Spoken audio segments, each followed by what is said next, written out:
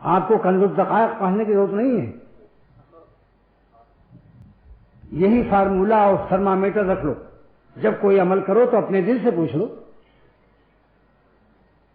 کہ یہ عمل اچھا ہے یا برا ہے، آپ کا دل بتا دے گا، کیونکہ گناہ کی دو دلیل اور دو علامت سرور عالم صلی اللہ تعالی علیہ وسلم نے ارشاد فرما دی کہ گناہ کی دو دلیل ہے اور دو علامت ہے۔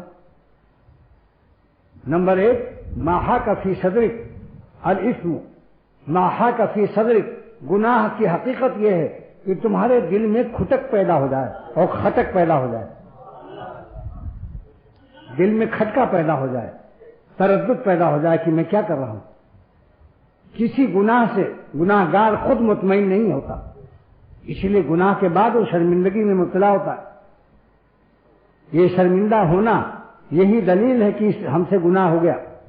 کوئی آدمی نیک کام کر کے کبھی شرمندہ نہیں ہوتا، نماز پڑھ کے، تلاوت کر کے، کسی اللہ والے سے ملاقات کر کے، عمرہ حج کر کے کسی کو شرمندگی ہوتی ہے؟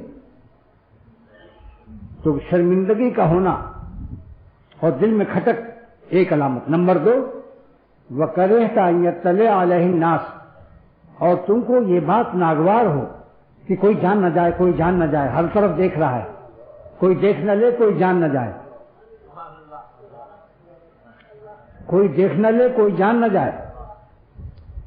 اور دیکھنے سے کیوں بچ رہا ہے کہ جان جائے گا؟ اصل تو وہی جان نہ جائے۔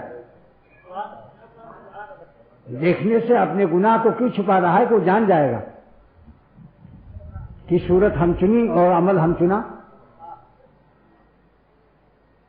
تو حضور صلی اللہ تعالی وسلم نے دو علامت بتا دی، جو کام بھی آپ کریں گے انشاءاللہ اس دو علامت کے سے خروج اس کا نہیں ہوگا۔